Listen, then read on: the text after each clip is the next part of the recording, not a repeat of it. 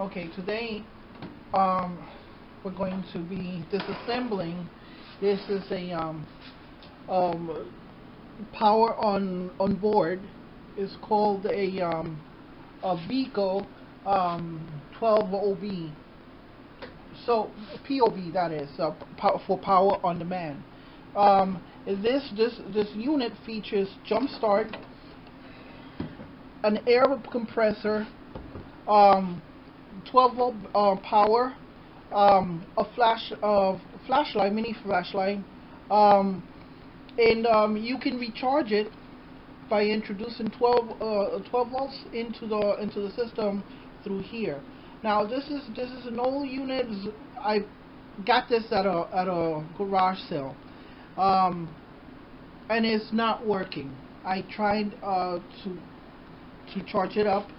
It will only take a surface charge, meaning that you get a charge for about 1 minute and then it just dissipates, which means that the battery is bad. So now I know that the battery is bad, so we need to find out what kind of battery it has inside.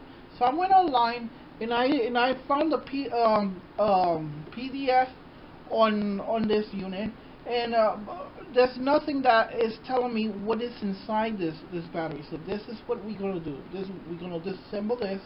We're gonna find out what exactly what is the battery. Maybe even replace the battery, because if you go out there and you find a unit comparable to this, you're gonna spend a lot of money, because what you're buying is the shell around the battery. In this case, you do have a low power 260 psi, but a compressor that has that does not have a reserve tank is only going to be giving you what they call a nozzle pressure, and a nozzle pressure could be 260 pounds, per inch, and it sounds like a lot, but it really isn't. It's just enough to just drive something like to inflate a tire, a car tire, which is the reason why we have that type of nozzle. We have a plastic Schrader nozzle, and obviously it's designed to fill up a car tire. So what we're going to do now is we're going to disassemble this.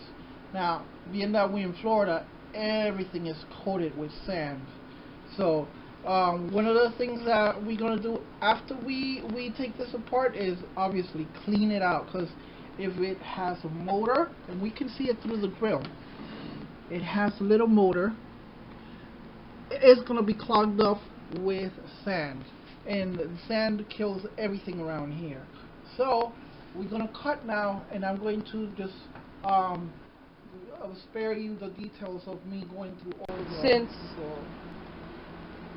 we tried to get the screws out, it turns out we needed to have the magnifier. I can't really show it. Now I'm showing it. Look, the magnifier. We needed to do that because it was hard to see in there. So it's taking a little longer than we expected. Okay, to get so the screws out. I took the back where the compressor is to find the circuit to the compressor. Nothing to write home about, except that once we clean all of this stuff, we're going to take this worm drive and we're going to clean it up. So as you can see, let me just take this. As you can see, this is actually the compressor. There's no storage tank. This compresses air, goes into this in this compression chamber. Look, they even put a fuse with a heat shrink tubing. This is not very well made. This needs to be modded out. So now we have this is the output hose. This is the control and input voltage lines. So this is going to be just a very this is actually going to be easy. I just jinxed myself. Just jinxed yourself. So managed to crack this open. This is not by any means an easy task to perform.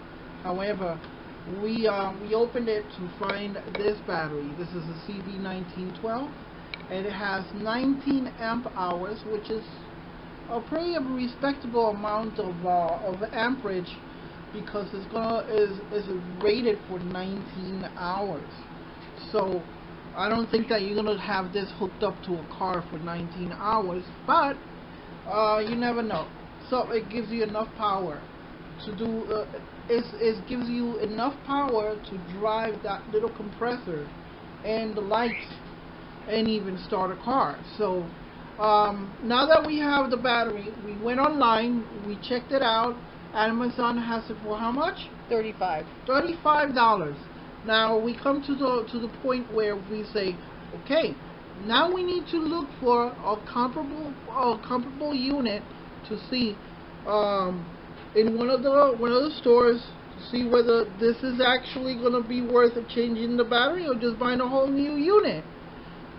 We basically got this for free in a garage sale, so it's a win-win situation. The only thing that we're losing here is time in opening and diagnosing the system. So now we're gonna go online. We're gonna go and check out all the units that are comparable to this, and if it's worth getting another battery, then that's what we're gonna end up doing. Okay, so here we are. We got the comparable units. This was $74. This one is $119. This is $113. This is $200. Now, what we have there is not a brand name. So I'm gonna whittle it down to about these two guys over here, because these are about the same type of unit. So if I'm looking at a maximum of $119 for a unit like that, then how much was the battery? $35 is a drop in the bucket. So should we get one? Let's see. Looking deeper into this, we're looking at something like this.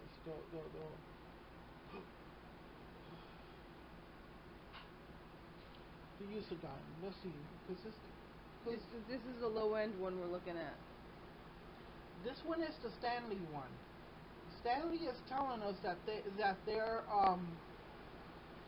unit is rated at, let's see, features, cord,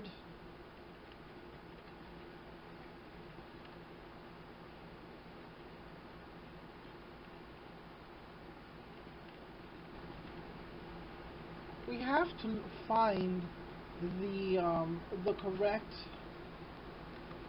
specifications for it, meaning what is the actual Voltage, the amp hours. Exactly, the amp hours. So I see that it says 12 volts, 500 amps, instantaneous, or 5 seconds at 300 amps. So it's not giving us. Here we go. Battery type, maintenance free, sealed, lead acid, 12 volts, 19 amp hours. Same thing. This is exactly the same thing at the guts of the unit than the one that we have over there. So we're looking at something like this, making these claims. Of course, the claim is based on the circuitry that is providing the power. If they can slip in the explanation that is going to give you 1,000 amps, that's a peak, and that's 5 seconds. In fact, it's not even true, because they in their own PDF state that it's only 500 amps for 5 seconds. but that has nothing to do with what we're doing here today. What we're doing here today is we're looking at the battery at the guts of this, and it's exactly the same battery that we have over there. So this is the battery that we're talking about here, and as you see, it's 12 volts, 900 amp hours. That means that physically, when you're talking about what is actually possible, there's no difference between this and that, and most likely there is zero difference between this and this. It's just I'm not bad mouthing anybody. I'm just stating the truth. The truth is that if we go into the guts of that unit there, we're gonna find one of these guys in the heart of it. The main thing here is that, you know, once you get one of these units, it doesn't matter whether this is, you know, gilded in gold, whatever, but this is the heart of it. And if this is the same battery that you get for that, or one of those high-priced ones, or a $200 one, you're basically overpaying for that battery. That battery has a limited short span. This battery here, I have one of these that have lasted for over 10 years. If you maintain it, that means that you have what is called the maintenance charge on it. You can actually keep the battery for that long.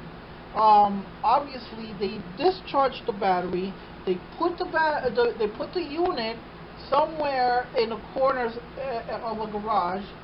And I tell you, from who I got this from, it didn't look like he was maintaining anything. So, if he was maintaining this battery, it would still be usable. I could probably, and that's what I'm going to do next. I'm going to recondition the battery to see if I can do it. I tried it by other means, but I was unsuccessful. This is why we are where we are right now, because I had this for about a month already or so when I got it from that garage sale. The guy said that he tried it, but it looks like he just did not have the knowledge necessary to carry it through. And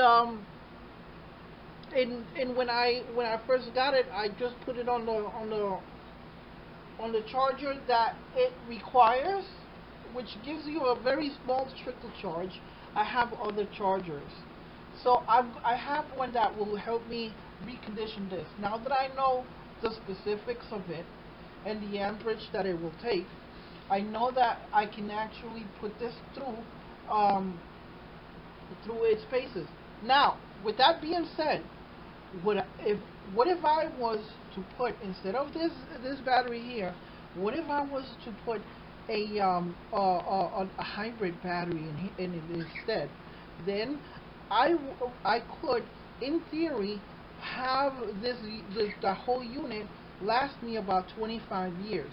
I mean, probably longer than what I'm going to live. So that's another thing to look into, a hybrid battery, because this is still lead acid, a lead acid battery. So there's the rub.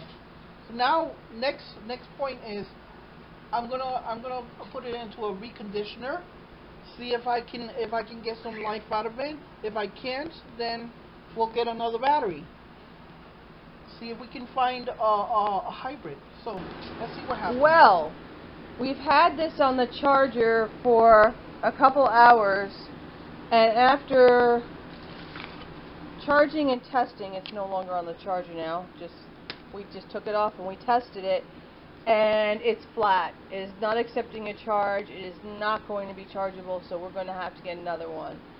So we know this is definitely the cause of the problem, and it's not anything electronic in the device itself. We will be getting another battery, and we'll be able to use it, and we'll still be saving the money that we would have spent on the new one.